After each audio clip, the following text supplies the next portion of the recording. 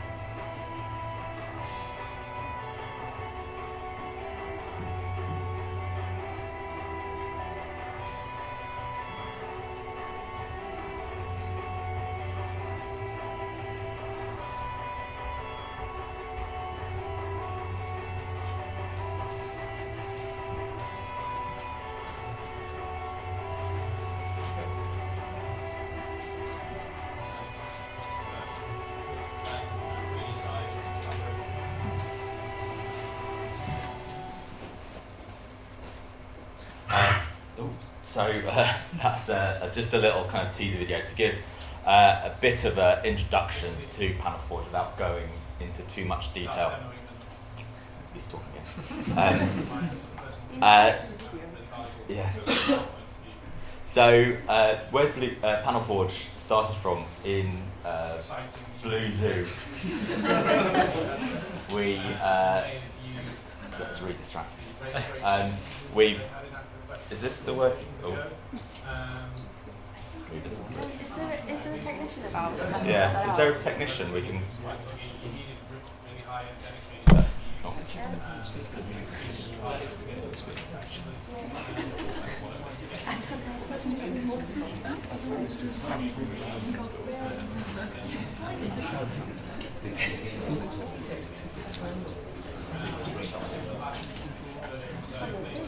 Yeah.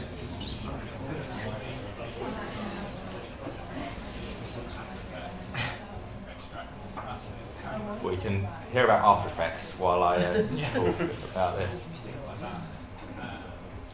that's really good linking between them and taking that one step further. Again, if you don't want to really package quite simply and easily extrude weight and text.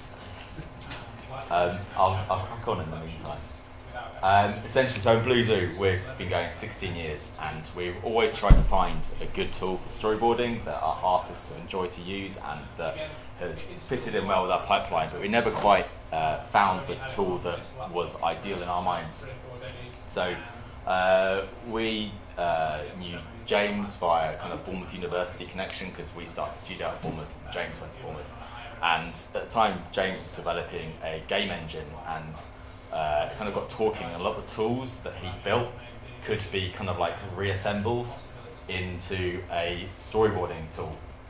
So we thought it'd be a good idea to for James to kind of set up PanelForge and get that going. So that was what, about 3 or 4 years ago? I can't remember now. But 2014. yeah, so that's 2 years ago. And so we've kind of been, Blue Zoo have been helping develop the tool from there. So, and it's really to try and make a tool that was kind of production grade in terms of a modern tool set, interface, and also very strong 3D tools. So it worked well for the storyboard artists, it worked well for the animators, and for the production team and TD team. So we designed it from scratch to create a modern piece of software using modern interfaces for a modern animation studio. And so it worked well at every stage, using flexible scripting to fit in with the workflow, and also to build similar interfaces to Maya and Photoshop, so artists instantly feel at home. So the tool kind of breaks down into a few key areas. We have drawing stage, we have a 3D layout, we have storyboarding, animatic, and pipeline integration.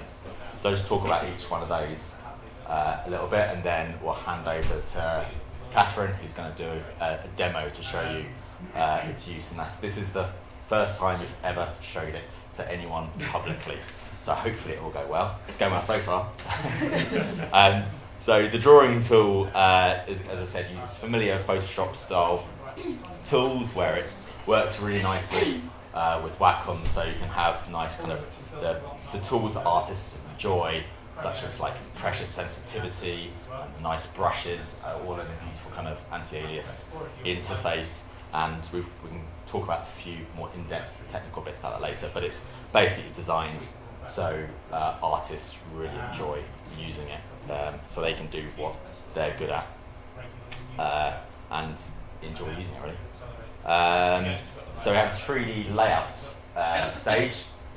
So with this, the idea is you can import your 3D assets, so your environments, your props, your characters, and the storyboard artists can roughly pose those in place.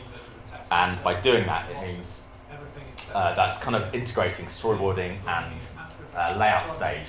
So the idea is the storyboard artist will, as Catherine will demonstrate, is you import your kind of proxy props and they're into position, so you can make sure all the characters are in the right position, and then you can draw over that with the lovely drawing tools to add the expression and the kind of the purpose of the shot rather than just the actual positions. And that means you can alleviate any problems later, because traditionally in storyboarding you run into a lot of issues where the storyboarder will come up with these fantastic shots, and then it comes to the actual layout stage and you realise that those shots don't quite work in reality, that the angles that they use, you can't actually get that. So a few times find out you actually, when it comes to doing the animation, you have to rethink the shot and you have to kind of scrap what the storyboard artist has done, and that can waste a huge amount of time. And for any kind of animation production, you do not have budget spare to waste time. So it's massively time saving in that respect, and it also means you don't need layout artists, because essentially the storyboarder is combining that. So at Blue Zoo, we do not have layout artists anymore. We just have the animators that use tools to import the PanelForge files that storyboard artists have done, and then they can get animating straight away without having to try and interpret what storyboards mean. So that's getting loud, isn't it? So as I said, so it works. Storyboarding, you can create all your shots by importing the assets, and then you can draw over them and arrange those into, so you can have multiple panels per shot. If you've got a moving camera, you can set up, and it's extremely memory efficient. So if you have 50 shots, you don't have 50 copies of all your files. It's all just instanced in memory, which makes it very fast and efficient.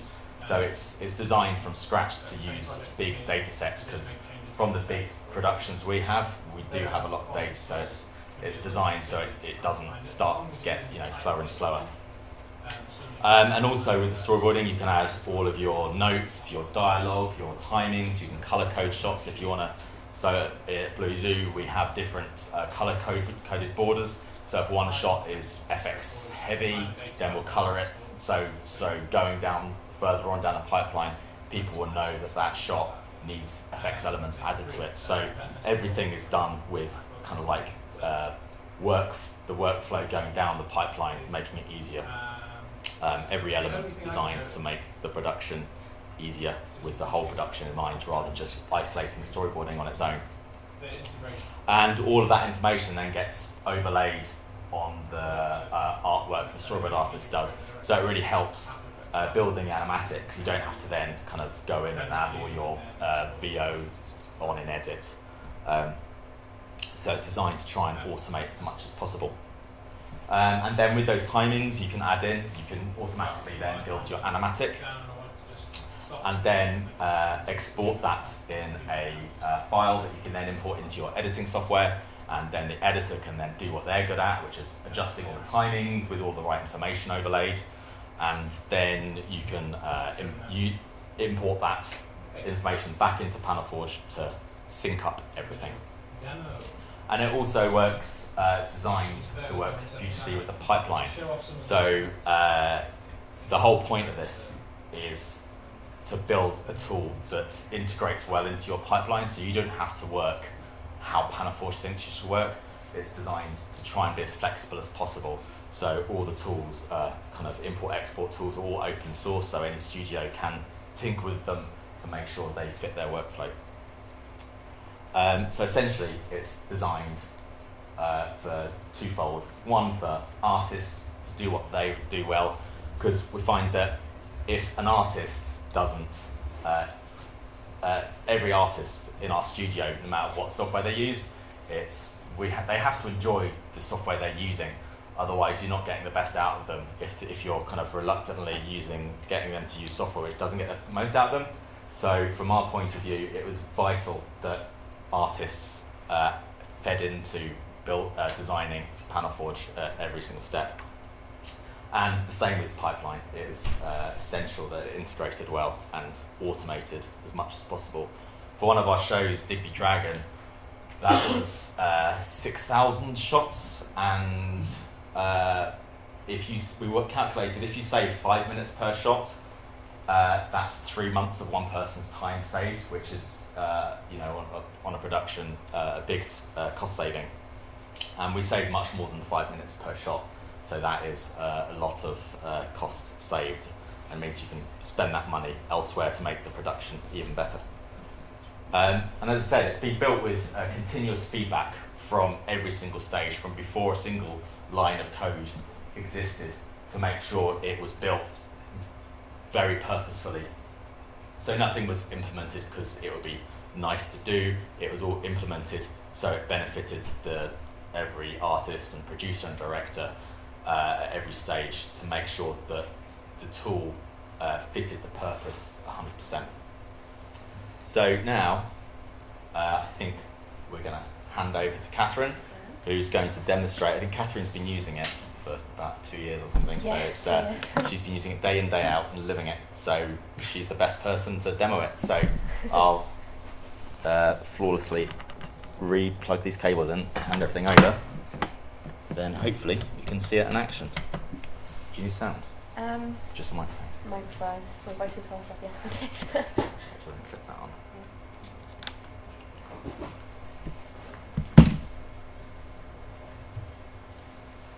Can anybody hear me? You okay? Can you see me at the back? Sweet, thank you. Okay, so this is PanelForge. I'll give you a nice demo here. What I'm going to do is I'm going to go into Digby Dragon because that was quite a mental set. It was a set in the woods, so there was lots of trees, so we had to make sure that the camera could be moved around there without kind of going into things and causing problems. So here we go. So you can create new projects, easy peasy. I'm just going to do this test. And you can also choose what kind of setting you want. So we have presets like that, or you can create a custom kind of map. Actually, the 360 one. Yeah, I did a 360 short recently, so I actually made a panoramic kind of storyboard, which was quite heavy, but it managed to keep a lot of drawing in that, so it does good. So yeah, so we're just going to go in for HD TV. Oh, somebody's already made a test, my bad. Give this a go. There we go.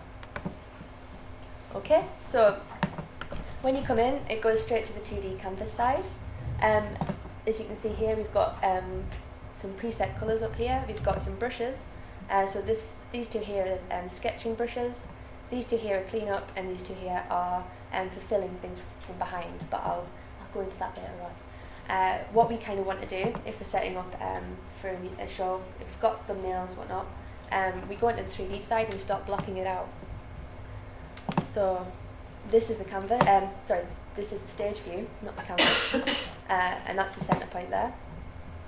And what we can do here is we can add assets. Basically, an asset folder is just a folder that you have in your library, and it's full of OBJs or PFEs. PFEs are specifically made for PanelForge, and it's just a model file, but it's kind of been pared down, and it works a lot quicker. It's a lot lighter for the program, which is fantastic when you've got a very heavy scene like when we work in Digby. So just to add that in, just manage assets. We can add a library. Thankfully, I renamed one on there we go. So there's my asset library here. You just select the folder. Okay. And then there we go. In there, no bother. You can make your own. You can. I tend to do is I'll make my own asset libraries when I'm working on a project, and I can actually pull in panels. So if I'm working on a massive episode that takes place in maybe a few different scenes, but I have to go back to a scene, I can pull in panels from old scenes and bring them in, and then that speeds up workflow so much because you're not trying to like fiddle about and remember where you put things, which is very, very helpful. I'm going to take us to, let's go to Digby's Cave. So just to add in an asset, so these are the PFEs, this is my environment. I've just added that to the stage there. It's hidden at the moment because Digby's a little bit different from the other shows that we do, and instead of an environment popping up in the centre of the stage, we've got it set so that it's like a big jigsaw puzzle. So to find this, I can use this little button up here, which is your aim. Or is it focus? Fit. There we go. I call it what I want, and then people have to correct me. It's like, my bad. And as you can see, we can't see that at the moment because, as I said, Digby's massive. So I can set the far clip plane just to kind of see further away into the distance. And there we go, it's popped up. Fantastic. As you can see here, good old Digby's Cave. Now this is in high quality, so it is a very low res model, by the way. Should point that out. But you can do fast quality, which brings it in, and it just works a bit quicker when you're working on the panels. Hence the name. So here we go. What I'll do is I'll just bring in a character. So this is the panel camera, by the way. You can tell it's a panel camera because it has these little guards on the side. You can change the colour of them if you fancy. It's just a little bit of customization. That's what I do sometimes. But it's really good if you're working in 2D as well, because if you want to black out the sides and just have focus on the middle, you can. Or if you want to kind of make a white out, you can sometimes see what's outside of the panel as well. So that's really helpful in terms of like if you've got like something that you've expanded out or whatnot, you can kind of scale and bring it in and out. Or if you've got a panning scene as well, you can kind of pan across with the drawing tools, which is very helpful. So yeah, so just going in the edit camera and just doing the same thing. If you were doing a project and you had your environment in the middle of the stage, you wouldn't have to do this. This is just a little Digby thing. I have to apologise. So yeah, so I can now see where my camera is. And you can actually do something pretty clever, which is you can add in place. So I've got my panel camera selected there. And what I can do is I can choose a model. I've got Digby chips, whatever. So I'm going to take Digby, who's massive, and I can actually add Digby into place, and that brings me into the position of the camera there. Now, if I want to bring in friends for Digby, I can just grab somebody, add in place, and they go to Digby's position. This is really helpful when you're setting up a shot. Like, I don't know if anybody's worked in 3D software before for like storyboarding, but it's quite nice not to have to like pull somebody across from all the way from the middle of the stage just to get somewhere. So this is very helpful for us. So what I'm doing here, we've got I'm doing it on shortcuts. I'm so sorry you can't see that. So yeah, we've got didn't know that. Let's go for it. Oh, you were going to go for it? Alright, okay, sorry. We've got, I've been given permission to try something, which is helpful. Famous last words. I know, and this is where everything crashes. Yeah, so we've got some tools up here, which obviously you need to work it. So you've got select, you've got your translate, rotation, scaling, and we've also got positions of points, so you can move where Digby's pivot point is. This is really helpful, especially with objects. Sometimes we'll get we've got a train called Scotty in this, and if we didn't have the pivot points on the connectors between the train carriages, it would just be in the middle and we couldn't get it to move very well. So at least you can kind of choose where the rotation is coming from, which is really helpful. I'll just undo that. Don't want to change it to his head. Now this is a magic new tool, but you can actually move Digby around and it attaches it to the stage below. So we can do that. We can also rotate it. So look at that, beautiful. So say you want to have a character and you want to kind of keep him moving across the stage. You want to keep him moving across the stage, or you want to kind of keep him attached to the floor. You can do that pretty easily now, especially for rotation. It's in the works, I should point out, so that's why it's a little bit sliding about. But it's pretty decent. I'm quite excited about that one. It's not in the version that we have currently. It's on the version coming up. So he went, hey, this is what we've got coming up, which is always good. So that's how we do that. So yeah, what I'm using here, we've got rotation tools up here, so you can rotate the camera, you can move the camera, zoom in and out. You can do, if you want to kind of be a bit more pernickety, you can just use these here, and this helps you just kind of get a better shot. Like I tend to kind of rough out a shot. I'll just like bring it in like that, and then you kind of start to touch up what you're doing with this. It's very helpful. It also follows for things like rotation and for moving around the world. It also follows Maya's pipeline kind of keyboard shortcuts. Yeah, get it out eventually. So that's really helpful. I'm just doing it on the screen so you can see what I'm up to. And we can also move the characters in this window here. So say I'm doing a close up of Digby. I'll just zoom in for the moment. Hey friend. So I can focus on Digby to make him the point of focus, which is very helpful. So there we go. And now when I rotate about Digby, I'm not going everywhere across the screen. As you can see before, I was going everywhere. So now he's the focus. I can just keep him where I want him. Okay. And say I'm not happy with that position of Digby, but I can't see his translation points now, or his rotation. I can use this. It's great. You just kind of, you've got little sliders here, so you can kind of go, whoop, there we go. Move him across. You can rotate him. Give him a little bit of a lean. There we go. So yeah, so that's how we do that. We also have actual camera settings here, which is really helpful. So when we first started, as storyboard artists, we didn't really kind of pick this up because we worked a lot in 2D beforehand.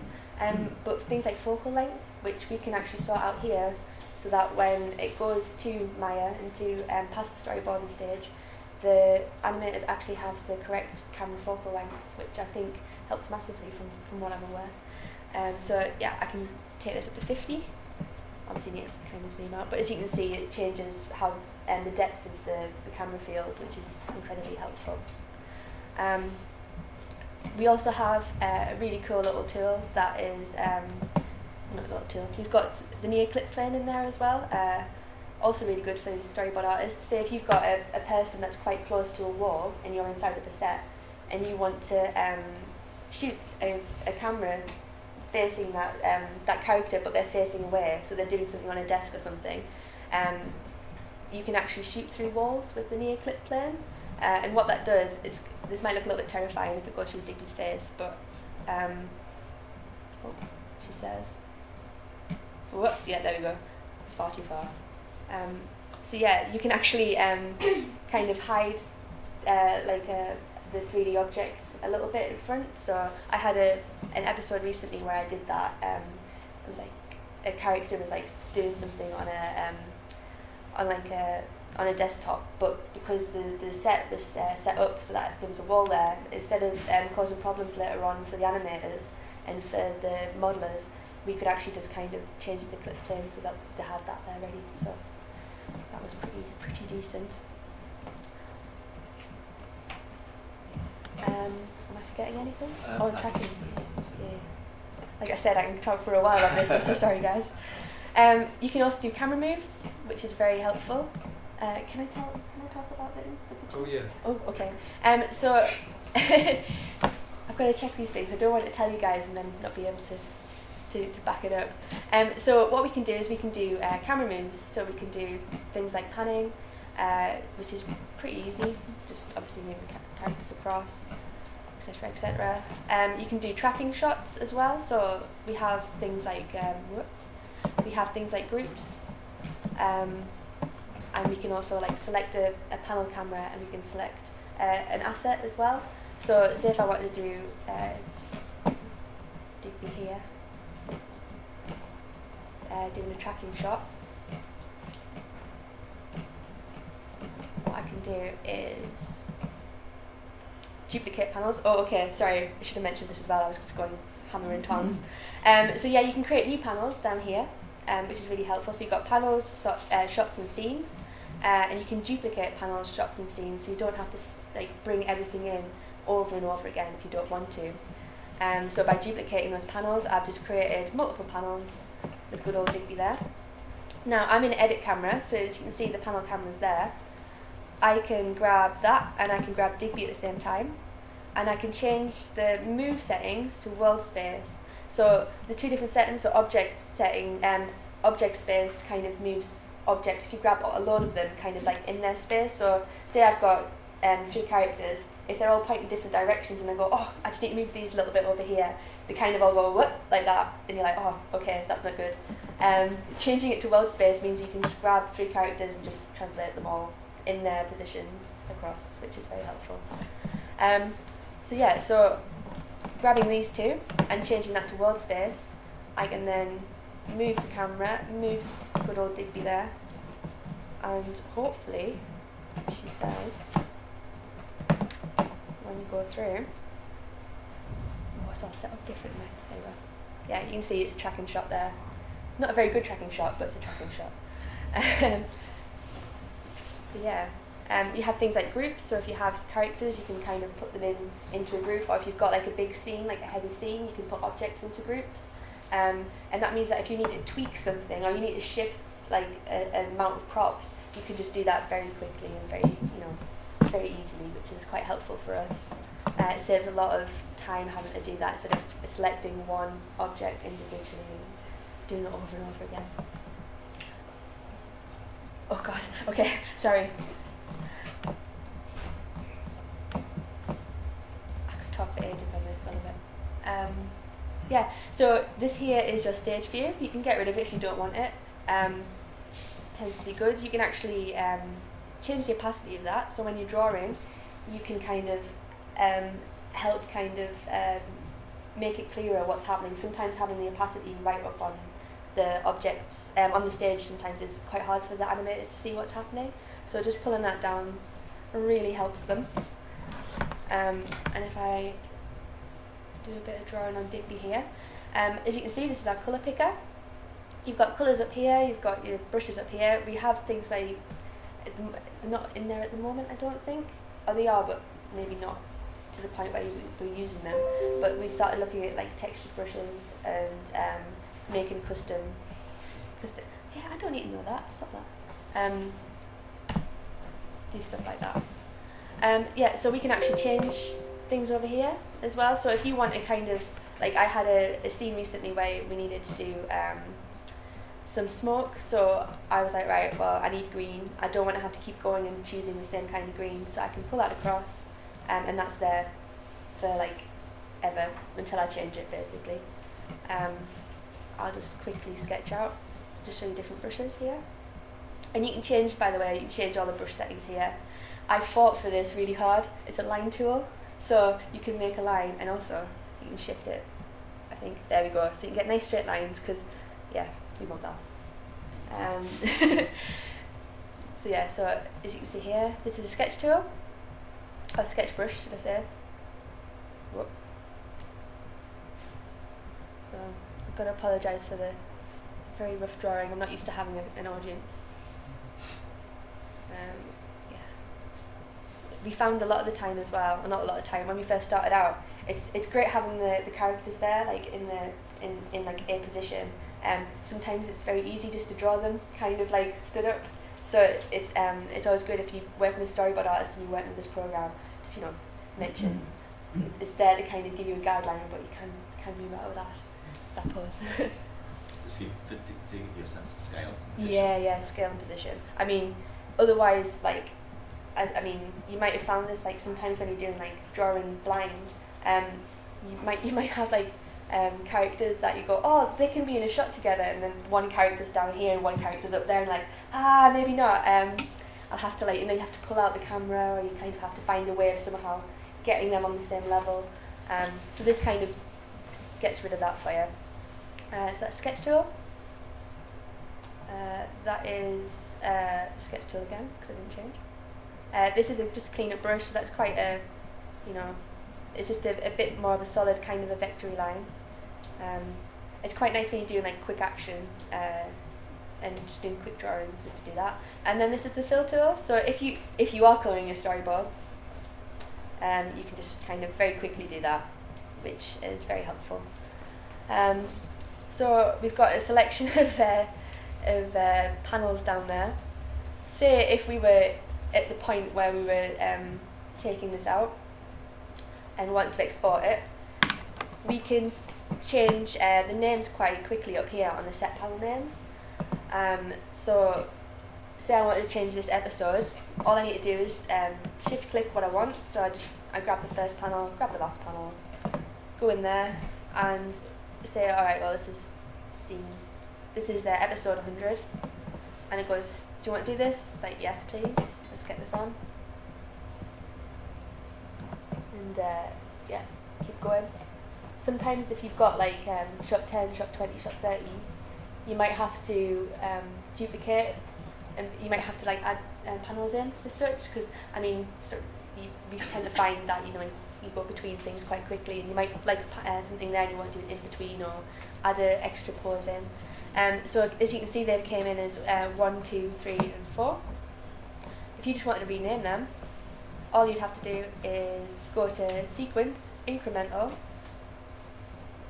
and it will start doing that. You just keep clicking that till it says there's nothing left. There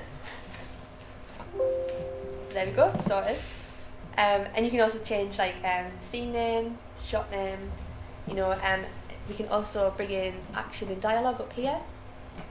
So this is your panel thumbnail camera. I mean, you can also do all this stuff down here in panel information, but I find it's very quick just to work in here, and I can bring in my dialogue, for instance, and you can just kind of copy and paste from PDFs, or if you're using like hopefully you've got a script at this point, so you can just bring the script in through that, and yeah, cool. Anything else? Am I missing anything?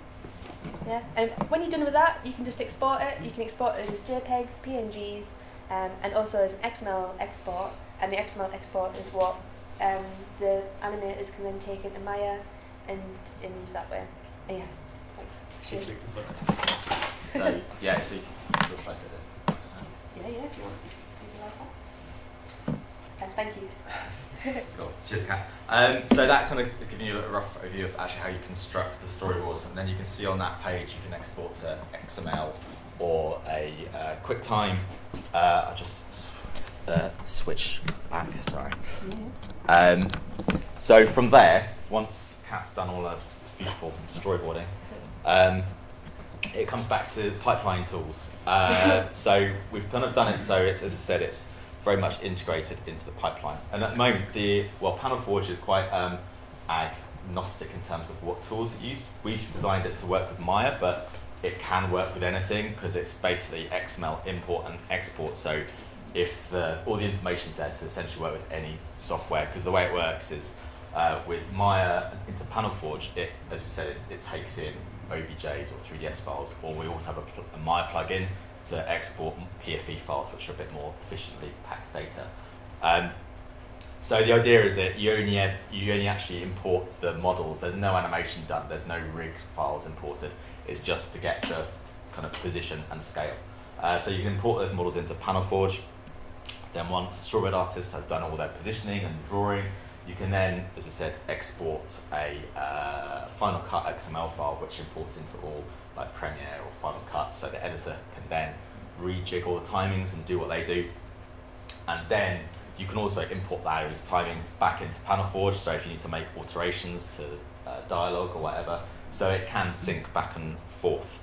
And then once you're happy with your animatic, we've got scripts that essentially what happens is the animator loads up one of the scripts and it reads the XML file, and they can just choose which shots they import, and then the way we've got the tools at the moment, we at BlueZoo we use FTrack, so essentially that it looks up what the 3D file is using and then references in the correct animation assets. So essentially it swaps the proxy OBJ or PFE files for the Maya rigs and environments. So that means you can use low resolution proxies in PanelForge and then rebuild your complete production rigs in Maya. So it's nice and efficient, and that's done using simple scripts that are all open source within what we provide. So you can tweak that. So if you want to replace the FTrack code with shotgun code instead, for instance, or you could do it, it's just to read it from a text file to swap the names from the OBJs to the actual Maya files. So yeah, then in Maya, that imports all your camera data, your positions, and also if you've got multiple panels in one shot, it'll read the timing, so it'll keyframe the camera to match what the Storyboard Artist has done. And then, so that means the animator can just crack on with doing the blocking rather than the layout. It's got tons of features in it. This is just a few. Mainly, it's got Mac and Windows support, and it's, as you said, it's designed so it feels very nice to use. So it has like Retina compatibility. It's all GPU OpenGL accelerated. All the assets are contained in libraries, so we have a lot of Storyboard artists who work off-site, so they can just have one folder that contains all the Digby assets. And then it has nice brush tools, all the undos, a nice flexible interface, so they can remove the windows about, something they're happy with. And it's got like infinite canvas, so you can keep on dragging things and not having to resize your document, and also the color pickers, loads of stuff there, so it's to make it lovely to use. We've got a little demo of one of the shots from Digby here to really show how useful it is. Francesca, one of our storyboard artists, storyboarded this shot, the sequence, and so we've got the PanelForge storyboarded sequence at the top, and then the layouts or the blocking up there, which the animators click the tools to import all of the positions. And then we've got down here just the raw renders, pre-composited, just a slap comp. And then over there we've got the final comp. So I think this really demonstrates how close you are in PanelForge to seeing the final thing. I mean, literally all the positions of the gnomes even stay identical in the final thing because they're using the actual proxies of the actual files. And if you were just using a storyboard artist was just trying to guess all of this, it would look vastly different, which means you might not tell the story you need to tell, and you just run into lots of problems down the pipeline just through unforeseen issues with set sizes and things like that. So I thought this demonstrates very simply that you can tell if everything's working at this stage without having to wait to a later stage, which can cause a lot of knock-on problems. So at BlueZoo, so we've been using it for the last nearly 2 years. We've been using it on the last series of Treefuton for CBBS. As you've seen, I'll later show Dippy Dragon on Nickelodeon. And we've also used it on Miffy. It's slightly different on Miffy. We actually, because it's so flexible, we actually used it as just a 2D storyboarding tool, which it works equally well, just using all the shot, panel, dialogue, and back and forth between the editing. So it demonstrates it's perfectly capable without even touching the 3D side of it to use it as a storyboarding tool. And then we're using it on the new series of Go Jetters, and also Jellyfish Animation now using it on their new shows, Bits and Bobs, CBBS, and Dennis and Nasher for CBBC. So it really is production proven and battle tested. And also happy to announce that BlueGFX will be the exclusive reseller when it will go on sale next year. With our roadmap, we're looking, at the moment it's still in beta, so we've been testing it in our studio and Jellyfish just to make sure all the kinks are ironed out, and we wanted to find another studio to use it as well as BlueZoo, just to make sure it works with other people's pipelines as well as ours. And so next year we'll be releasing a version. We're also looking at releasing a lighter version, so we've got PanelForge Pro and PanelForge Lite. It'll have some sort of name that for kind of non-commercial use, so people learning can work out how to get it all going. And so in early 2017 we'll be rolling out an extended test with it, which we're looking for people to collaborate with. So which brings me on to my next slide. So if you'd like to start using it, we've got on the website, we've got a mailing list. So I'd encourage everyone to sign up to that mailing list so you can be the first person to know, and let us know if you'd be interested in getting involved with it before it goes on sale next year. So hopefully that's given you a good overview of the tool itself. We've been using it at BlueZoo, and it's saved us a heck of a lot of time and money, and it's meant that we can put all the effort onto making beautiful animation, not fixing problems that we didn't foresee at storyboard stage. So I think that's all we've got to say. So I wanted to open up if anyone's got any questions that either me, James, or Catherine can answer. Yeah. Any chance of an educational license for student use? Yes, that's something we're looking into. So there'll hopefully be some news shortly of that, because we're very keen to get involved with it educationally as well. I've spoken to a few universities who are very keen to get hands on it. Escape. And one other question: why not just do a plugin for Maya? Because it's basically 3D software with storyboard tools on top, right? It's quite expensive for storyboard artists to have a Maya license each. Okay. So we wanted to make it as efficient as possible. say that a lot of storyboard artists don't know Maya. Yeah, and that's the thing. It's about making it simple to use. So it's like, if you know how to use Photoshop, you can use this. Yeah. I never used Maya before. Well, I think I maybe did like one animation like at university, and that was it. Like getting into this, it took a little while just to kind of get together, because it was like first people using it pretty much, but it was so easy to kind of start getting into. So. Yeah. Any other questions at all? I have one more. Oh yeah. Only me. Go for it. I know you guys used to use Redboard. Yeah. So this is a step up from Redboard, I'm guessing. Yeah, it's really, we wanted to find something that worked the way we want to work. Yeah. So we kind of like moved it on from there really, and 'cause we've used a few different tools, and we found that none of them quite fitted into the ideal way we wanted to work. So we designed it from ground up to address different ways we'd worked before. Cool. All right. Well, yeah. If you sign up on our mailing list, so you can find out more as soon as we have more to say. But hopefully, you can all get your hands on the tool very soon. But thank you.